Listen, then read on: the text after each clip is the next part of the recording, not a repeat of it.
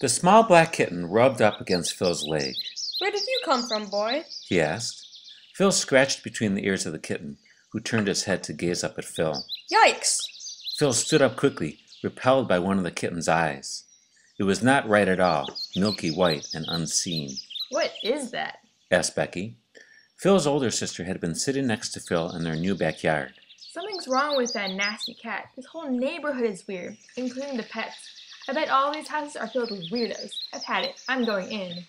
Phil watched his sister walk back to the house. Speaking of weird, He said to himself. there goes my teenage sister. Phil agreed, though, that it was tough being the new family in the neighborhood. He dug again. Clunk! This time the shovel didn't go all the way in, but hit something hard. Phil dug some more and was surprised at what he felt. 5 minutes later, Phil pulled out a small wooden box encrusted in dirt. Buried treasure! Or more likely just some old junk. He pried open the top and looked inside. He had never seen so much money in his whole life. Startled, he slammed the box shut and looked around. The kitten had disappeared. We are so rich. Becky said that night in Phil's room. She was lovingly handling the bills, feeling their weight. There was $220 in old 10s and 20s. What do you mean we? I found it. And tell me again why I shouldn't tell Mom and Dad? Come on, use your brain. What do you think they're going to have you do with it? Buy a new game system for your stupid shooting games? No, you'll have to give it back. Phil started to count the money for the 10th time that day. Give it to who? I mean, who buries money in a garden? Becky ignored him. You know, money changes you. Now we're just the weird new kids on the block. But with this money, we'll be the weird new rich kids. We'll be so popular. Phil picked up the box and began to rub the caked dirt off of the sides. Wait a minute, did you see this? He turned the box toward Becky. Barely showing beneath the layer of soil were the words, First National, in neat black letters. Becky went pale. I'll tell you who buries money. Bank robbers, that's who. Meaning what? What do you think First National is? First National ice cream shop? No, it's a bank. You better put this money back now, Becky said, staring at the box in horror. When the robbers find out it's gone, they're going to come looking for you. Huh? Becky held out her hand in the shape of a pistol. You know, bang, bang, bang! Phil tossed and turned in his bed. A steady rain was falling outside. What terrible luck he had. The new kid, with no friends, and now stolen money, shooting, bank robbers? Phil wondered how such a nice kid as himself got mixed up in a life of crime. He decided it was fate for not telling his mom and dad about the money right away. Well, he'd take care of that tomorrow. First thing he would do was to talk to his parents. He immediately felt better. A flash of lightning illuminated his room. I'd better close that window. Phil told himself. He got out of bed and reached for the window sash. Another flash of light lit up his backyard, light enough to show the outline of a person wearing a white hoodie, standing in the alley just feet from where Phil dug up the money. The strange figure was looking up at Phil's window.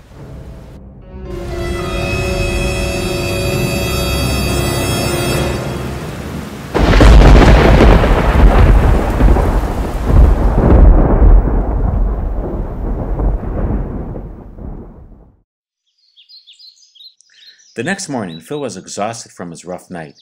He stumbled down to breakfast to see Becky sitting at the table. Where's Mom and Dad? They went to the store to get some curtains. It's weird not having curtains on the windows. You feel like the whole world is looking at you. Tell me about it. Last night I looked out my window and... Don't talk so loud. I'm sleep deprived. I must be going crazy because I swear I heard someone walking around in the attic last night. The attic? Who would be walking around in the attic in the middle of the night? Suddenly the phone rang. The nervous kids jumped.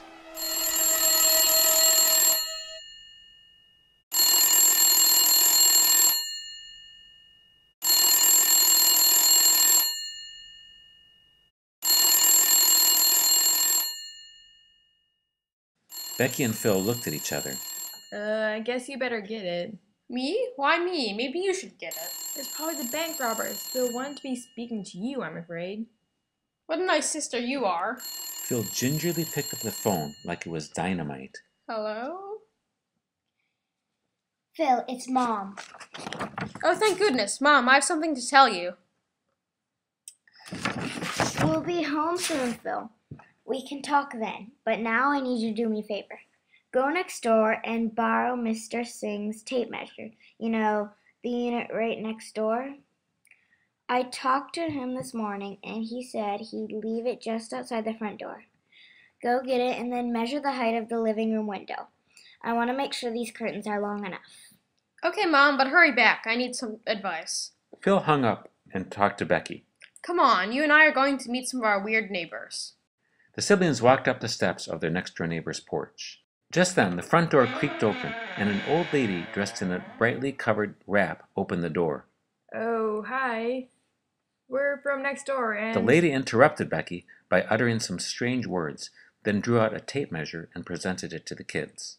Oh, thanks. We were looking for... The woman stepped back and slammed the door. How rude. I don't think she speaks English. Besides, we got the tape measure, didn't we? Weirdos, weirdos, we're surrounded by weirdos, sang Becky as the two walked down the steps. As they got to the sidewalk, Phil looked up at the Singh's house. A movement in a second-floor window drew his eye.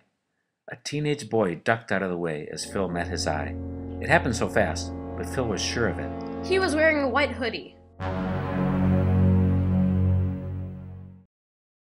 Mom and Dad called. They're on their way home.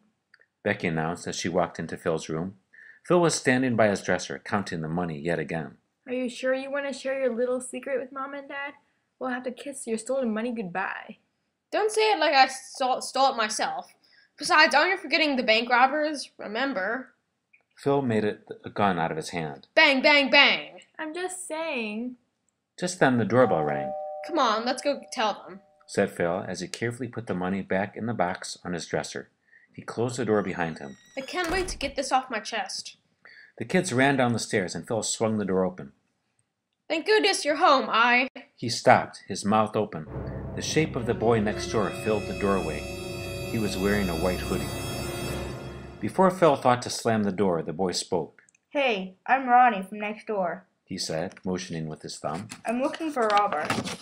He's my cat, a little black one. A kitten, really, with a bad eye. Have you seen him around? Oh, Robert's your kitten. We thought... Never mind. I saw him yesterday in our backyard. Oh, he hangs out there a lot. I was looking for him last night in the alley. When it was raining, sometimes I think he sneaks into your garage through that little crack in the bricks. He can squeeze into the smallest places. And I guess he's not really my kitten. He's kind of a stray who shows up once in a while. We haven't seen him since, but we'll let you know. Alright, well, good. Ronnie abruptly turned around without saying goodbye and walked on the sidewalk. The kids watched him through the door as he disappeared around the corner. Becky and Phil looked at each other. Not the friendliest guy. Phil thought for a moment. So that's why he was outside last night. Do you believe him? I think that was just a story. Maybe he's spying for the Roberts or something. You know, keeping his eye on you so you don't leave town with their loot. Why is it always me when the robbers are involved, but we when you're talking about spending the money? I'm just saying. Just then there was a crash from upstairs. The kids froze. Someone or something was up in their second floor. Becky finally jumped into action. Let's go. She charged up the stairs two at a time, with Phil right behind her. As they got to the top, they heard another sound, this time a thump, and it was coming from Phil's room. Again, the siblings froze. Then, Phil put his hand on the door and swung it wide open.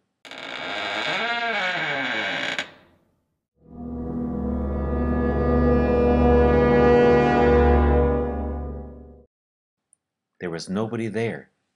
Phil ran to the open window and looked out, but the street was quiet and no one was in sight. The box! Yelled Becky. Phil spun around. His dresser top was a mess. Toys and trophies that used to stand on top were knocked over or laying on the ground. But the money box, which he had closed and put right at the back of the dresser, was gone. We've been robbed! Becky shrieked. Somebody stole the money that you stole! What do you mean? I didn't steal the money. I found it, remember? Well, whatever. The bottom line is that our sweet money is gone. 5 minutes later, the siblings' parents came home. They didn't come alone. Kids, this is Mr. Singh and his mother... Mrs. Sindoor, supplied Mr. Singh. Mrs. Sindoor. And I hear you met Ronnie? Phil watched as his parents, the old lady, Ronnie, and the next-door neighbor who lent them the tape measure bustled into the room. Phil, show Ronnie your room. I heard he likes guns as much as you do. Phil looked in alarm over to Becky. Bang, bang, bang, she mouthed. Phil and Becky led Ronnie up to Phil's room. Ronnie put Robert down on the floor, and the kitten playfully bounded into the bed. I told you, he gets everywhere. Ronnie scratched Robert's fuzzy head. He's like a ghost. Last week he got up into our attic and was playing around there all night. My grandma got mad because he kept waking her up. Phil looked at Becky. That could explain it, she seemed to be thinking. What happened to his eye? He kind of freaks me out. I know. It freaked me out too at first, but you get used to it. Dad thinks it's some sort of infection. My friend's dog had a similar thing, and it ended up costing $500 to get it treated. And since it's not really our cat, well, I don't have that kind of money, and Dad isn't exactly a cat person, if you know what I mean. The more Ronnie talked, the more the kids liked him. He did like shooting games as much as Phil, and he kept on making the kids laugh with stories about his family. Plus, the way he was so gentle with Robert made them think that maybe he didn't have anything to do with the money after all. The boys were in the middle of a game when they heard a crash behind them. They whirled around to see Robert batting around a tennis ball on top of Phil's dresser. Sorry. Ronnie said as he picked up Robert and straightened up a trophy that had been toppled. He's always knocking stuff off my dresser, too. He is? Phil said, and he rushed over to the dresser. There was a 3-inch space between the wall and the dresser. Maybe, he said to himself as he knelt down and peered into the crack. There was the box, wedged in the crack.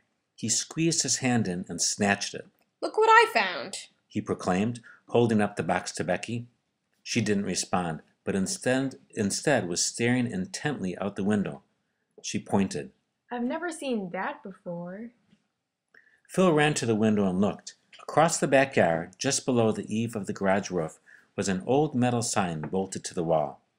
In rusty red letters was a phone number, and just below that, First National Garage Builders, established 1908.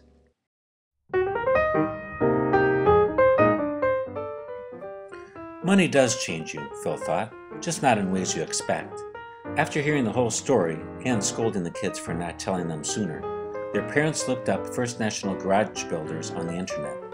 It turned out the company went out of business 60 years before. It must have been accidentally buried when they built our garage, but it's safe to say that those people aren't around anymore. so it's my money. Phil exclaimed. You mean our money? Becky said, putting her arm around her brother. Our money. Becky was right, too, that money would make them popular. This is so generous. Ronnie said when they promised to help pay for Robert's veterinarian bill. They did it not to become popular, though, but because Ronnie already was their best friend. 2 months later, Robert's eye was entirely healed. School began, and soon they were no longer the new weird family on the block. At night, Phil dreamed of one-eyed cats, buried treasures, and new friends, and he didn't at all mind the padding of furry feet on the dark floor above.